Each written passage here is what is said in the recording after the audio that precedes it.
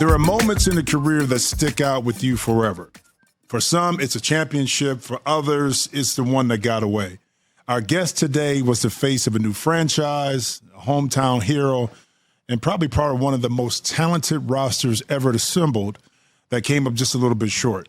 Now he's channeling every one of those lessons into the next generation.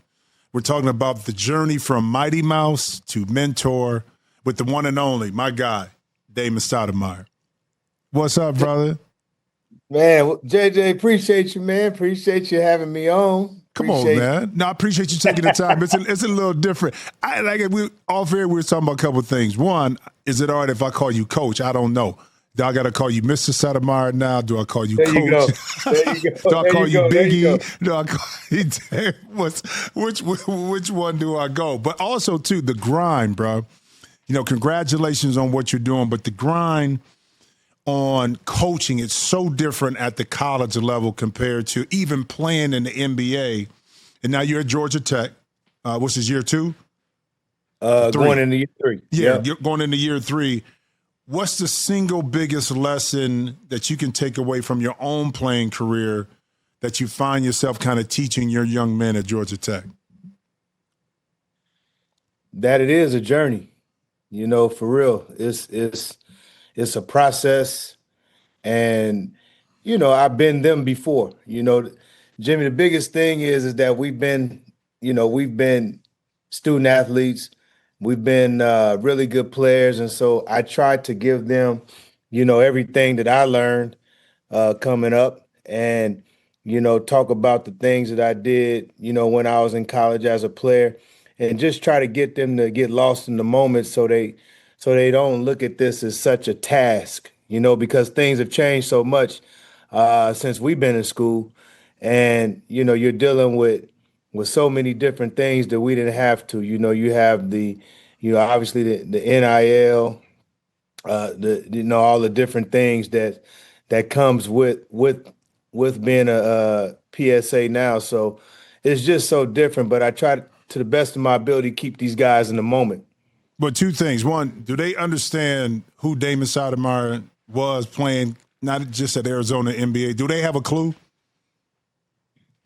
You know, it's funny. I don't think they really do. But to that point, it's like a teaching point, JJ. It's like a teaching point from the standpoint of this, right? Because when you're dealing with today's kid, they don't really care if you can play or not if you don't show them that you care about them first. And that's what you realize, right? So you try to get to know these guys in a different way, first of all. And then what happens is, and the same thing's crazy because the same thing happened to me when I was coaching in Boston. You know, the player, these guys would come up to me, coach. Man, we didn't know you was nice. Nice. We didn't know you was like that. I'm like, but it goes to show you, man, you know, basketball, it's heirs to this. And right now I understand, you know, they didn't grow up on me. Mm-hmm. My own kids didn't grow up on me.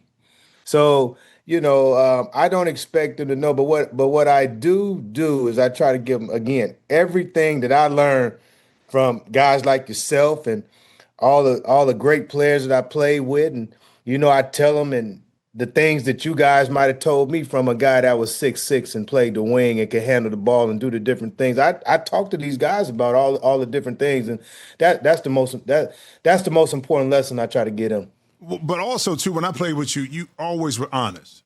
And I don't think that's any different right now with you coaching. But in today's world, you talked about it. These young men and women with NIL getting paid are a little bit different. Being able to be coachable, open to some harsh criticism, sometimes they can't take it.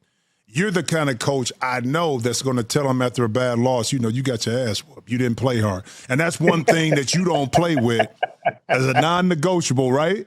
It's like nothing else. We can make shots, miss shots, but you got to play hard. So how do you balance those two from the situation of being able to communicate with these young men, be critical, be honest, but at the same time understanding that they may be a little bit more sensitive and they don't take it as well as we did maybe back in the day. Not all. I'm just saying some of them. Well, a lot of times I try to break it down to them. I do get at them. I get at them hard. I coach really hard in practice, but if you watch me in practice and then watch me coach in the game, it's two different people. When I'm in practice, I'm critiquing, I'm stopping. The attention to detail is so important to me because in the game, like, it flows. The game doesn't stop. You can't stop uh, a 8-0 run unless it's a timeout. Sometimes you can't afford to call a timeout, so you got to have guys be able to shake it off. And we talk about recovery a lot, And so all these things are truly important each and every day. But that's, to me, I try to put my guys in as uncomfortable a position as I can in practice to try to make the games as easy as possible for them. No, I feel that too, and part of it too is being able to have them grow from year to year. And speaking of which is different because you playing at Arizona, the lineage there, outstanding basketball players from a Steve Kerr to a Sean Elliott to a Chris Mills, and then you kind of came in and then, being coached by Luke Olson, you had put in place a lineage, 2, 3 years, 4 years, you grew and Lute Olson was able to mature and coach you and guide you. But now in today's world, just keep it honest. How do you build culture when transfer portal is one thing, guys leaving early, all these different dynamics? How do you build that culture and consistency within the program with the ever-changing landscape of NIL? Well, you try to keep as many players that you can. I for one, the evaluation process is all year round, and it's even with your own team. And I think that's where things have changed, Jimmy. Like you said, you could come in as a freshman, you average, 2, 3, 4 points, but really as a freshman, unless you were one of them dudes, you was just trying to come in and get some playing time. Sophomore year, you wanted to start, and put yourself in position to be all conference. And then junior, senior year, you wanted to be all conference, all American, and put yourself in position to get paid. And now things have changed, and so the player development side is so important. And that's both on and off the floor. You have to develop a relationship with guys so they get lost in wanting to get better. Again, like I said on the initial, and it's not it's not a, even though it is a little bit, but you don't want it to be mostly a transactional relationship. You want substance with it. And that's how you build, and it starts right there. And I think my honesty, I think getting to know these kids and not being out of touch. You can't be out of touch. You gotta know what they own. You gotta know their emotion. You gotta know you got you gotta Man, know the streets. You still gotta know the streets. you got to know how they move, right? Right. You gotta know how they move. And I tell these guys all the time, and it's like having your own kids. I be like, man, y'all act like y'all the first people to do the things that y'all done. I said, man, I was one of y'all. You know what I mean? And so this goes back 30 years. And so we've been in this position, and I've been fortunate enough to had played high major basketball, played with other dudes that were successful and became pros, going to the NBA, jumping right into the coaching profession, and then, being on good teams as an assistant, and then coming here, to Tech. So I've been those guys before. So you got to know what it is, and I think those are the advantages that I have. So let's say this. Say the young man knows what it is, but you got all of this going on. You know how it is. And Right. I'm not going to say parents weren't never like that because they were, but it seems like in today's world, I've been covering college basketball for 18 years. So I've been able to see, the transition from, built program mantras to now what we're in. How do you talked about, understanding how the player moves, but what about understanding how the parents move and how their handlers move? How important is that aspect of it too in today's world? It's important. You have to, I think that, even in recruiting nowadays, you got to recruit the parent. Um, as well. But wasn't From that the always the case, though? What's the difference in today's world? Where they always had to go to the mama to make sure that, I can get your son in here, and she had to right. give the approval. So that's a good question. And I want a You great know, answer. and so like the thing about it is, right? Because I grew up with my mother. Right. You grew up with your mom, Yep. right? And so the thing about it is that my mother was passive aggressive. She wasn't, she liked what she liked, but basically she wanted me to have a good education. And if I put myself in position to make some money, cool. But all she cared about is that the school I went to, that coach was going to look out for me and help me become a man. What I'm finding out now, um, and it's human nature, so I don't want to make it seem like, you know, parents are bad or even mothers from that standpoint. I just think that parents have gotten ambitious. They want it all for their kid. And so what I say is this, Jimmy, and I got this from someone I work for. Look, man, sometimes we all want to win, Hmm. but we want our kid to have success within that winning. And so what you're trying to do is you're trying to get people to realize that we got to come together because if we shine for the name on the front of the jersey, the recognition gonna go to the name on the back of the jersey because when you win, everybody eat. I haven't seen it any different. And you can go back to the beginning of time and the way they draft now compared to when me and you were coming out. When we and you Hmm. were coming out of school, you had to average 20, period. But now they give you equity for being on a good team. Oh, he was on a good team. He knows how to play. He played with good players. And so you got to sell these things nowadays because to your point, uh um you might not have them that long if you're not able to sell those things. And so and getting a parent, mothers, fathers particularly, to understand like it's the dynamics, man, have changed. And then you have, in certain respects they have agents, they have all these different people that you got to deal with. I mean, I think the craziest thing for me, look, I'm gonna call you by your full name, Jimmy Jackson. The craziest thing for me is I'm actually dealing with agents that try to recruit me Really. when I play. So how much time? And I say this all the time about coaches. And they said, "Did you want to coach?" I was like, "No, hell no," because it was just too much. It was too much for me. Not that I didn't love like you teaching, molding young men to become successful, whether they go to the NBA or not. And I know Right. that's your underlying theme. I know that about you. But with that, it's like it gets to a point too where you're battling all of these things. You're battling one, is winning really important, or is it just getting to the next level? That was there before. But now you jump on top, you drop it from 30,000 square feet, the money issue. Okay, Yep. now I'm getting paid. Now I got to play right away Right. in order to get paid, in order to get drafted, and all of this stuff. So at least back in the day, a freshman could be a little bit more patient, knowing that his time will come next year.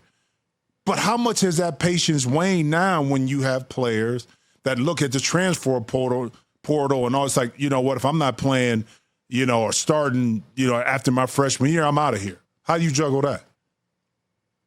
I honestly, I just don't worry about it because it'll drive you crazy from that standpoint, for real.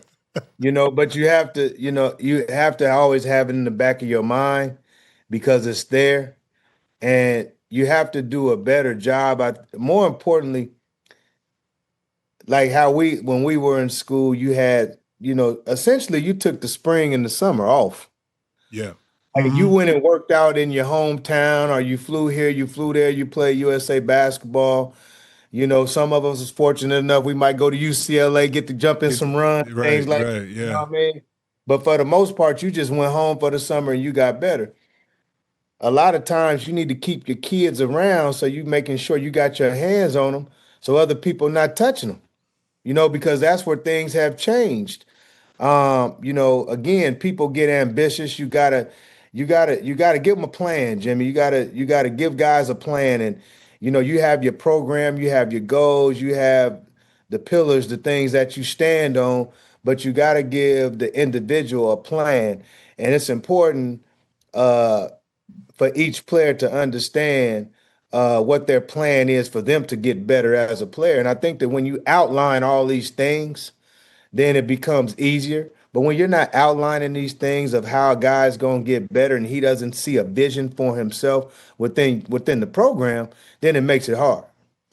Yeah, I get that part, bro. And it's one of those things, too, where everyone is not going to catch that because the impatience part, whether that's internally from that young man or it's those outside influences that do not allow that young man to kind of be patient, to be able to take advantage of a situation like you. Listen, you've been through it. You've been through as a star college player, a star NBA player. You've been on the bench and been around it in the NBA as a coach and as assistant coach, and now you're coming back and bringing that knowledge. But at times, it's just like, man, they ain't trying to hear that because they got a couple goals in mind, and it's to get paid, it's to get to the league, they need to play, and all that other stuff. So you're going to have battles like that that you're not going to win. But for the most part, it seems like you got your arms wrapped around enough on your squad to have a pulse and understanding that if we do this together, everybody can benefit. If not, I wish you the best of luck, but this is how we go operate here at Georgia Tech. Right. That and you're so right. And I use this example. I use this example. And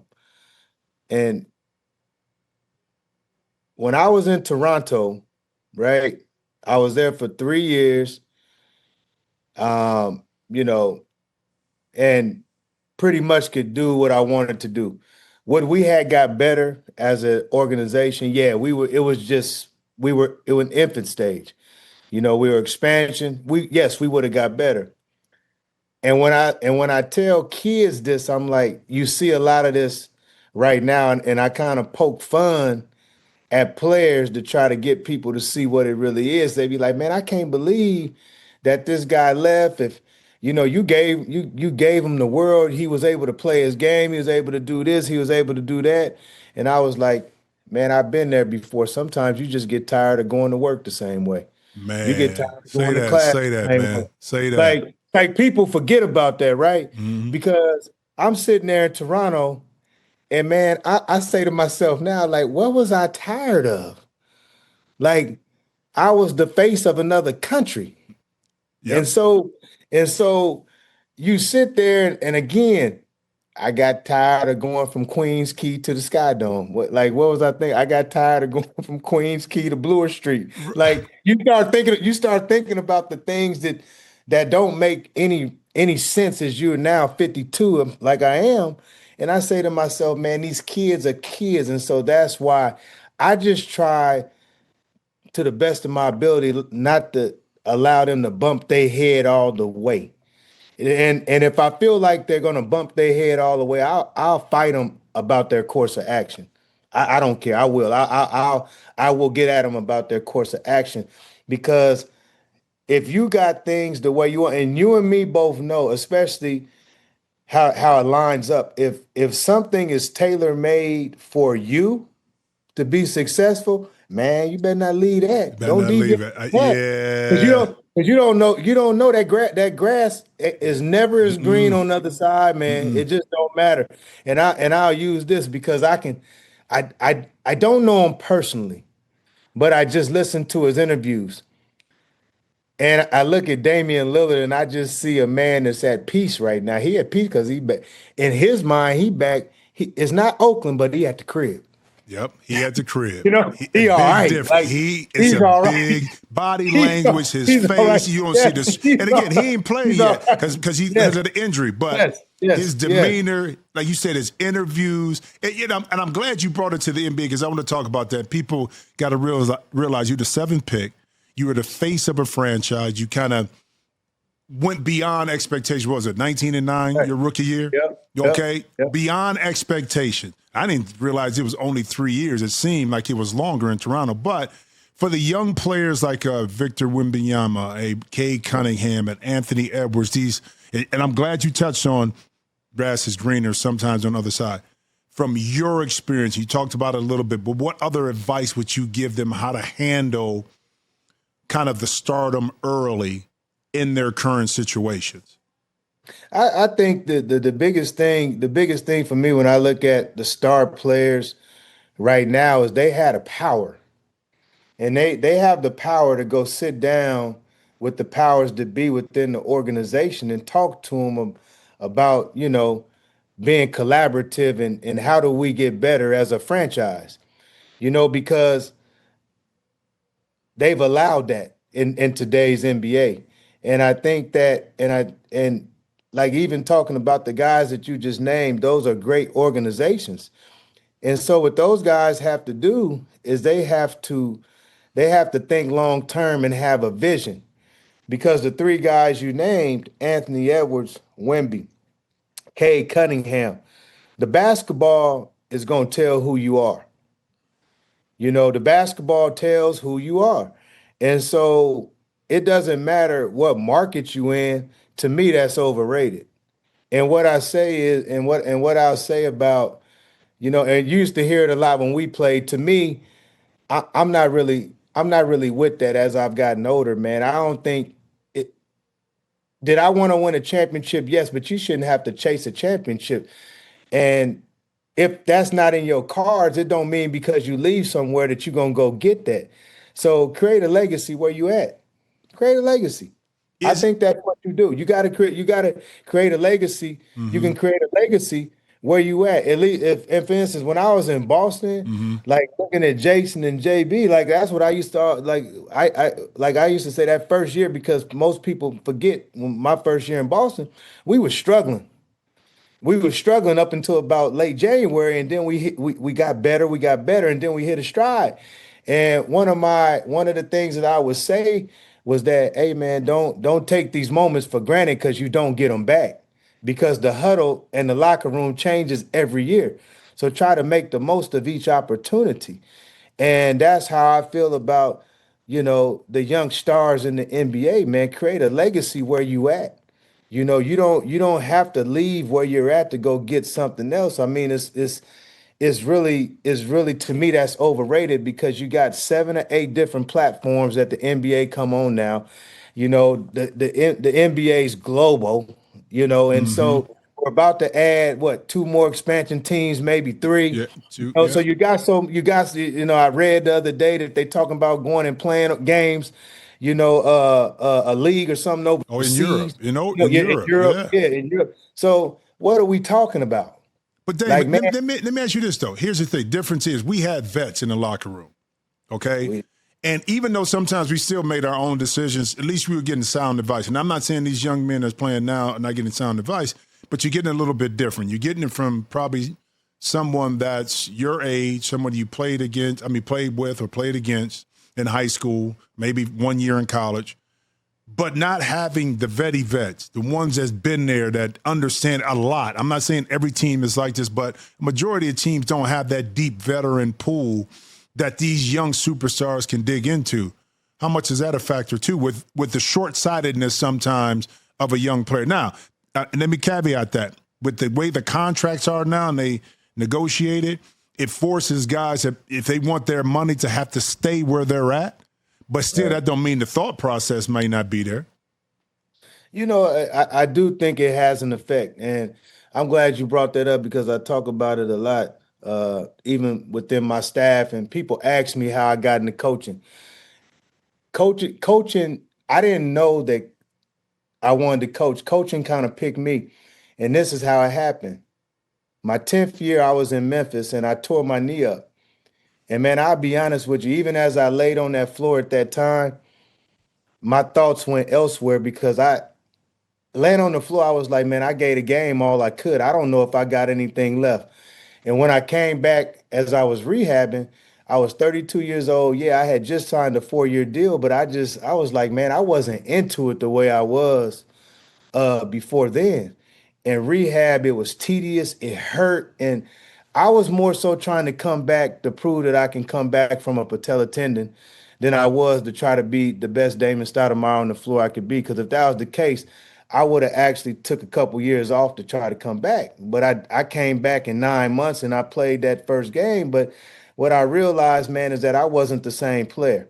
Mentally. So yes, mentally. And so I had to make it, Jimmy, I had to make a choice right then and there. Because to be honest with you, I was like, man, it's over. But I still got these years on my deal. So then what ended up happening is we drafted Kyle Lowry. Mm-hmm. And then we drafted actually Kyle Lowry, Rudy Gay in the same draft. Then we traded Shane Battier. All right. Then we got Mike Conley that next year. And so essentially they brought in my replacements. And so basically what I did was what John Sally did for me, what Alvin Robinson did for me. I pulled those two guys in and I was just like, man, compete in between these lines, but don't let the business of basketball mess with your relationship. Because what's going to end up happening is eventually this organization is going to have to choose one of you guys to stay and they're going to have to move the other guy on. Not because the other guy not good enough, because the other guy can play and he just don't fit in the plans and it's not enough for both of y'all. Right. Both of y'all to eat. Right. And so I was so protective of that because, man, I know how the NBA could get, and I didn't want that to happen. And so what I would do, Jimmy, and not even know, when I look back on my process, I'm like, man, this is how it kind of got started. Man, I used to go to the coaches and the coaches meet, the coaches meet in the morning, we come to shoot down and I go knock on the door, give them that knock, and I'd be like, hey, man, I ain't got it tonight. My knee is killing me. Go with them young boys. You know what I mean? Yeah, no, real talk. So then what ends up happening is I go to San Antonio for half a year. I finish my career, and then they bring me back to Memphis as a player development coach. With who? Mike Conley, Rudy Gay, Kyle Lowry, all these guys that I just got through playing with. And so basically, my role at that time, because they were allowing me just to get my feet wet, man, was just really to keep those young guys together mentally, work them out, talk to them, and just make sure they was in a good space, man, so they can be successful at the end of the day. And that's kind of how my journey started, by me not being able to play no more. But the realization, though, at that point, too, you like you said, you was in year 10. You accomplished a lot individually, of course, came up short from a championship perspective, but it does say something, D, because I got hurt early in my career, my third year. Okay, first time I ever got injured and missed anything and wasn't the same player afterwards, right? Ended up having 11 more years, don't get me wrong, but mentally I wasn't the same. You were at a different point. You were at the end, but still, like you said, I think it's very important. You said this, you said, listen, I came back because I wanted to prove that I could come back, but mentally I wasn't it. But it's funny how you making that decision, like you said, a 180 to coaching, because you were coaching those young guys while you were there before you left at Memphis, and to circle back around. And those moments, too, of reality, and people don't understand that haven't played at a high level, haven't played professional sports. No matter if you're 10 years in, making those decisions on when to say when is one of the hardest decisions, because the majority of us, the majority of players, maybe 99%, don't lead a game the way we want. Nah. You're right. And the thing about it is, again, I talked about John and I talked about Alvin, because at that time I told myself I can do one of two things. I can either help or be a hater. You know what I mean? Yeah. I could either help or be a hater.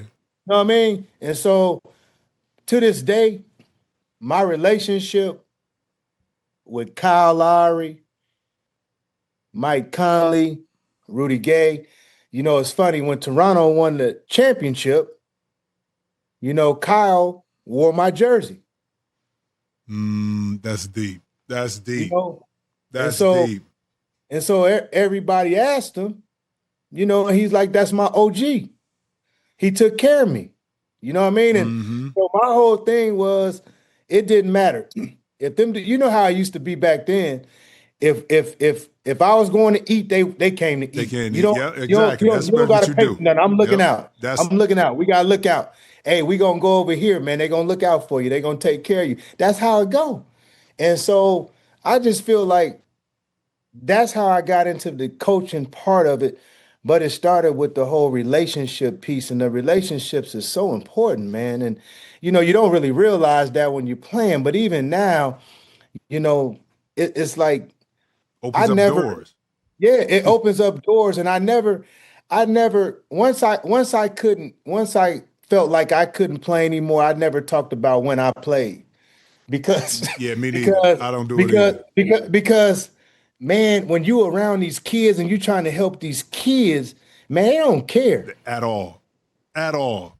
They They don't. They don't don't care care. about none of that stuff, man. They just don't care. Like you have to help them, and you have to be all right with that. Like you know what I'm saying? Like Hmm. I was all right with playing. Like when I quit playing pickup. I quit all that. Like I was done with it. If I wasn't in the gym with kids working out, guys watching people play, I didn't go to the gym to play basketball no more. Man, I can go get me a workout in. Like we can do that, but I had other interests, and I started to dive into the coaching, and I wanted to really learn how to coach because just because you played the game don't mean you can teach the game. And I learned that as well. Say that again, bro. Say that again, man. Say that Just again. just because you played the game at a high Hmm. level don't mean you can teach the game. Well, we seen it. Some high level players, and I love Magic, but it was tough for him to coach. I think it'd be tough for Michael Jordan to coach because their mindset of what their expectations are for everyone, including what they did, guys can't reach it.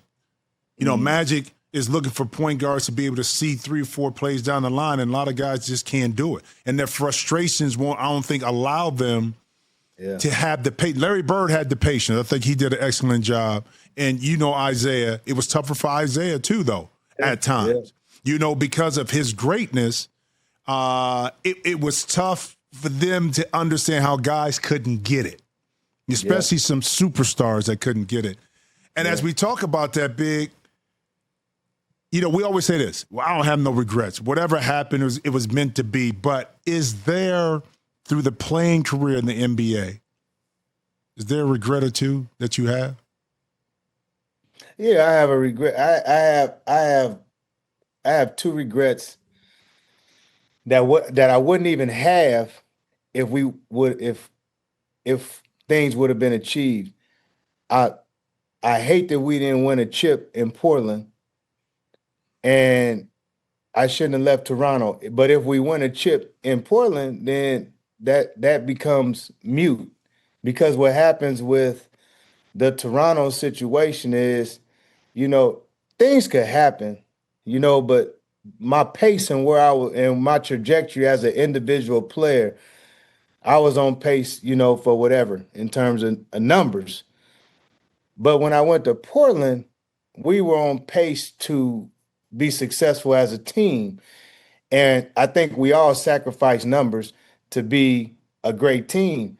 And probably the thing that makes me the most mad about it, because people don't talk about us. Like when me and you play together, we went to the conference That's finals, right. man. Yep, we Like did. people act like we only went to the conference finals with that one team. We went back to back. We wasn't supposed to go the year we went.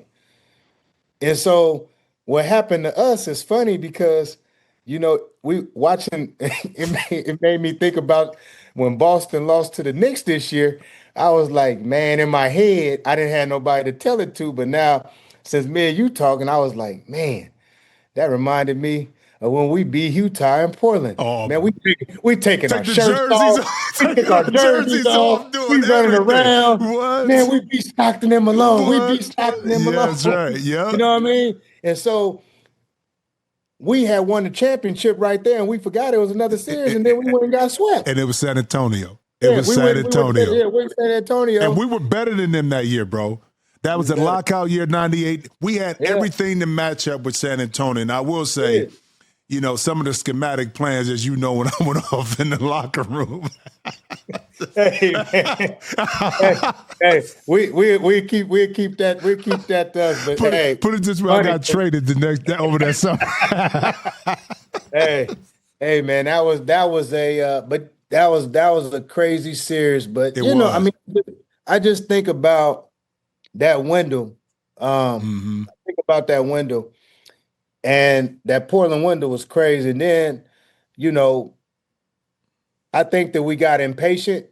So I think back to Portland. We go to the conference finals. My second year in Portland, we changed the team. We go to the conference final. My third year in Portland, we changed the team. We were still right there with the Lakers. Yep. Most people forget that next year, 2001, I think we either had the first or second best record next to Philly that year. We had won like 41, 42 games before the break. And then what happens is Deadlift Shrimp comes out of retirement. Rod came in mid-season, and it wasn't no fault of their own. It was already a little rocky, but things just went to the left, right? Yeah. And it probably all started in the summer when we had lost to the Lakers. If you think back to it, and you was in Portland, so you understand what I'm saying. Back then, that was the first time where an organization was really paying guys, so guys was all right with with maybe taking less minutes because they was giving out that money. Yeah, that's true. And Yep. so guys was all right. Guys was all right with less minutes because we wasn't necessarily playing for contracts. And at that time, to get all those young guys to do that, because that whole team was essentially brought in the prime of their career. Everybody, not one person, everybody. Mm-hmm. And so then, when we lose to the Lakers in Game 7, man, we trade Jermaine O'Neal and Brian Grant. I was like, damn. Yeah. I was just like, Yeah. I just was like, Yeah. I was like, man, that's a tough one, man. Like I just, for me, I was just like, Jermaine was gonna be Jermaine. Jermaine was coming. And then although BG was injured that year, he was still a big part of what we was trying to do. And he was an anchor for us because he brought that toughness. He was gonna lay that wood. And then when we made that move to bring in Sean and Dale, now we had to reinvent the wheel, so to speak, and get them to buy into what Jermaine and Brian had already You're bought done. into. Yep. That was difficult. And if I'm not mistaken, I think both Dale and Sean were coming off all-star seasons. Yeah, that makes it, and I get it too, man, because it's hard to say you don't have regrets when you were right there where you could touch it, when you were so Right. close to, again, you don't want to be defined by winning championships, but that is a definition of the true winning situation when you're a pro athlete. Not that you got there, but that you can walk in that room, with those guys with rings and be a part of that. When I talk about regrets too, mine, not that I got hurt, is probably how I looked at it afterwards, Big, because I was a different player. I jumped off my left foot. That I had no power. But trying to always prove that I could get back. And then when I finally kind of got a chance to understand, okay, this is going to be your role from now on, I was fine with it. But it took some time, man. That took, some years to kind of figure out, okay, you're really not going to be the same player. And then when you were in a situation I was in Portland where we were because that was my first time in the playoffs in 98, 99. So I remember you talked about that a lot. Yeah, man. So that first playoff series, it was a series of five games. We beat Phoenix. Man, I was so emotional because I said, man, this is what I've been seeing, been around people who've been in the playoffs is all about. Is this time of season, this time of year, and then for us to be so close and then come up short, with that is the same thing. When you always talk about that team of how talented, they want to talk about all this other stuff. I'm like, you realize the talent that we had on that team in 98, 99, and in yours moving forward. But we were 10, 11 deep. Legitimate. Yeah. And to not be able to accomplish, I was like that in Sacramento when C. Webb got hurt in the Western Conference semifinals against Denver. He wins that. He doesn't get hurt. We get to the Western Conference Finals against San Antonio. You never know what happened. Phoenix Suns.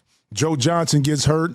We end up losing in the conference finals to San Antonio. All three of my losses were to San Antonio, like where we could have had deep runs. And man, I tell you, you look back at it and it's like, I had a great career, but it's like, I wonder what that moment would feel like to, one, be in the championship, to be in the championship competing, and then to ultimately be able to hoist up that trophy. No question. I tell you, the thing about it too, Jimmy, is that, and I don't have an ego about it, and I've been blessed, man. But the one thing that the coaching has brought me is it's funny, because when I was in Memphis with the Grizzlies, we were so far away and we got better. And then we upset San Antonio 1 versus 8 seed. And then we take OKC to a 7-game series and lose to them. But then we go to Boston and man, to get to the playoffs and to do the things that we did and to go to the finals that first year, I had no clue I was leaving. I was like, man, this gonna be all right. Then we come back that second year, we had a best record. You get a chance to, for me, it's funny because we got a chance to coach that All-Star game that was in Utah that year. And so I truly believe this. I don't want to take nothing away from nobody, but I truly believe this. I feel like that team, they lost, right? And I had left mid-season to take the job at Tech. But man, we was tired, man. Like we played straight through. Like it actually made me respect all the champions even more. Right. Winning those back-to-back championships or three-peat. Yes, like the Lakers winning 3, like LeBron going to the finals however many years in a row he went. Like, man, he played what? He's played, this would be 21? 22. 22? 22 years, bro. He's if you count postseason, he probably more 24. Yep, 24, 25. Yeah, definitely with all those postseason games. You know what I mean? And so that's what people don't understand because I'm coaching. So you doing the film, you doing all the rest of the stuff. Man, I'm tired. I can't imagine how they felt. You know what I mean? And so from that standpoint, although I wasn't on the floor running up and down with the fellas, like mentally. I felt like I was running up and I felt like I was running up and down running with the fellas, right? And so when you see them big moments, there's a couple moments that just really stand out for me during that run. And one of those moments is when we played Milwaukee and Giannis dunked on Big Al, right? And they called it tech. And man, I just never seen Al mad. Man, Al wore Giannis out. The rest of that game, we end up tying the series. Yeah, I remember that. Locke defensively was all into him and was hitting some big shots too. Right. And then we go home, lose game 5. And I love Boston fans because the Boston fans are brutally honest. And man, we lose game 5. You hear a couple boo birds, but not really bad, but you could tell they were like, dang, this might be over. We go back to Milwaukee, man, and JT gave them boys a 40-piece, man. It was just like, bam. And I was like, all right, this closed for the old saying, this building is closed for the summer. You won't come back here no more. And we end up winning game 7. And you think about those things, but then I think about the finals, and I say this, and I'm saying what I'm saying because even as a coach, the window it shrinks. It shrinks, yeah. Uh-huh. And most people sit up there, and sometimes you become a prisoner of the moment. But if you think back to even that 2022 final, for 3.5 games, we were the better team. Game 4, we are winning. And the last 4 minutes at home, we couldn't get it done. And that's when Steph hit a couple big shots. And as we were going back to the locker room, and you know how the locker room is in Boston, so the visiting and the home and the visiting locker room kind of intersect, and then you go to the left and then you go to the right, right? And man, in their locker room, you heard a noise up in there like they won the championship. And I was walking with one of our assistants. I was like, man, it's over, dog. I said, we had our opportunity. They smell blood. Mm-hmm.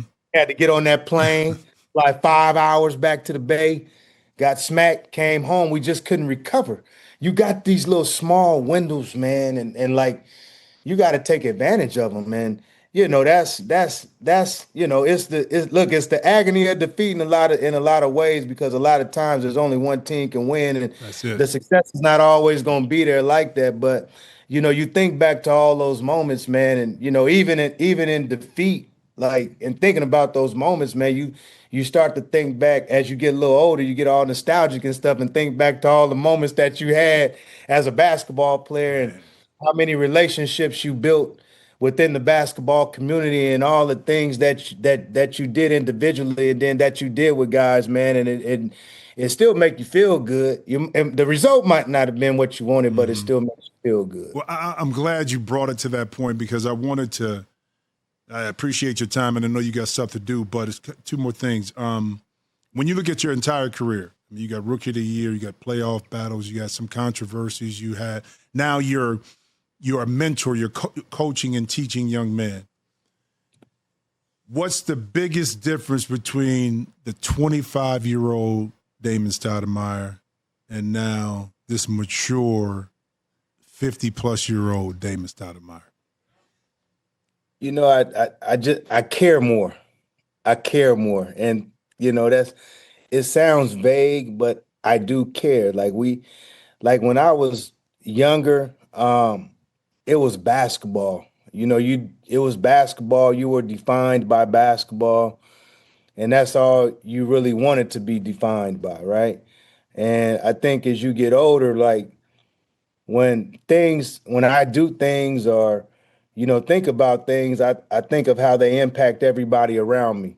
My kids, my players, my coaches, uh, my family, my administration, uh, the city of Atlanta, whatever that looks like. I think about everything before I do.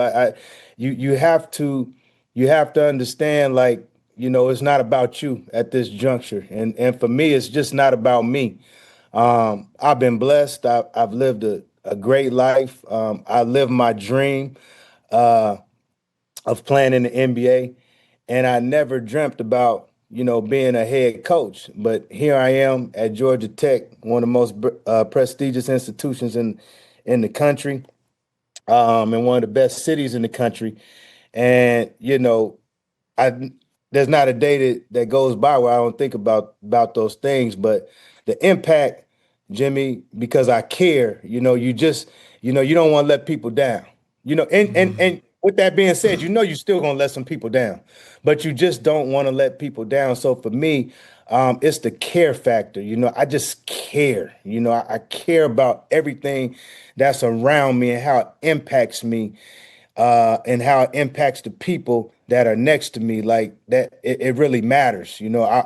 I care what people think about me, the person, how I treat the kids, how I conduct myself, character, all the different things. I care about what people think about me. And every day I think about those things when I wake up. I totally agree with this, because I got a chance to know it, even though it was brief, but we got a chance to spend a lot of time talking and hanging that 1 year. One of my favorite teammates, people of all time, forget teammates, just people. And to watch your journey through the coaching ranks and where you're at, I know the program is going to be better, but more importantly, those young men and those families are going to be better because of the tutelage, the insight, the mentorship. But then you add that other layer on it, not the winning and losing, but the caring part. So to me, the legacy that you're starting to build on the college side, whether it's fully all the way through with Georgia Tech or wherever it may be, I think is long lasting because of the maturity and the person that you are. And bro, hopefully I get a chance down the line in the tournament sometimes, get a chance to cover you, to be able to chop it up with you, maybe be able to say some good things on TV as well. But I appreciate, the thing I appreciate too the most about where you're at now, is that you 52 and you in Atlanta and you living there compared to when you was 25, 26 living in Atlanta. Hey. If you was there. So I'm glad it happened later on in your Look, and like I say that too, and I'm like, man, it's crazy to think I lived here. I had a place here, came and hung out here in the summertime when I was in my early 24, 25, man, riding up Peachtree and all them drop cars. top money ain't a thing, baby. Man, no, it's been a beautiful thing being back here. You know, I got a perspective on it, and it's it's a great city, man. It is. It's a great city, and we gonna get this thing rocking, man. It's funny. Kenny Anderson came up here a couple weeks ago, and I thought about you. Kenny is man, bro. Yeah, and it's the history and the legacy and all the stuff that was built here, man. It's important that we get that back because it's ready. The trajectory is the right way, and this year, man, we got to get to that turning, and I look forward to you doing one of them games. That would be some full circle stuff right there, boy. Better believe it, man. I'm hoping for the best for you, man. I know I'll see you down the line. I appreciate you taking the time to come on the show too, brother. All right, JJ. Okay, talk to you, man. All right.